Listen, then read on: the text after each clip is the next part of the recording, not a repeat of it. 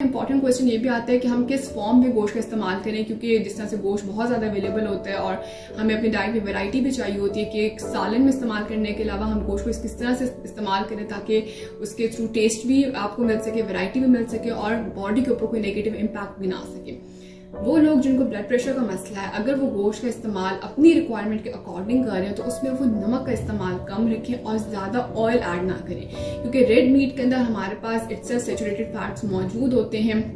चिकनाई मौजूद होती है। उसको कुकिंग के दौरान अगर आप कम ऑयल इस्तेमाल करेंगे तो वो आपके लिए ज़्यादा बेहतर है। और टेस्ट और फ्लेवर के लिए उसमें सॉल्ट ऐड ना करें। कोशिश ये करें कि उसके अंदर ग्रीन चिलीज ऐड कर लें या काली मिर्च ऐड ऑन करके उसका टेस्ट जो है आप इम्प्रूव कर सकते हैं। इसके अलावा ईद के मौके पर लोग बहुत ज़्यादा बारबेक्यू करके मीट को कंज्यूम कर रहे हैं। अगर तो आप ईद के मौका पर ही सिर्फ बारबेक्यू कंज्यूम करें और एनुअली आप बारबेक्यू कंज्यूम नहीं करें तो उसमें कोई इतना रस नहीं है। लेकिन अगर आप साल भी बहुत ज़्यादा बारबेक्यू कंज्यूम करें और ईद का मौका पर ज़्यादा बारबेक्यू कंज्यूम करना शुरू कर देते हैं तो वो आपकी सेहत के लिए थोड़ा मुज़र हो जाता है, क्योंकि मीट के अंदर हमारे पास जो फैट है जब वो कोयले के साथ मिक्स होता है तो वो एक ऐसे कंपाउंड में कन्वर्ट हो जाता है जो कैंसर कॉजिंग होता है, जो कार्सिनोजेनिक होता है। जब वो उसमें कन्वर्ट होगा और आप लोग उसका बहुत ज़्यादा इस्तेमाल करेंगे तो बॉडी में डिफरेंट कैंसर्स का रिस्क जो है वो बढ़ता हुआ नजर आता है। बहुत से लोगों में कॉलन कैंसर का रिस्क बारबेक्यू फूड खाने की वजह से बढ़ रहा होता है। तो कोशिश ये करें कि अगर आप ईद का मौका पर सिर्फ बारबेक्यू कंज्यूम करें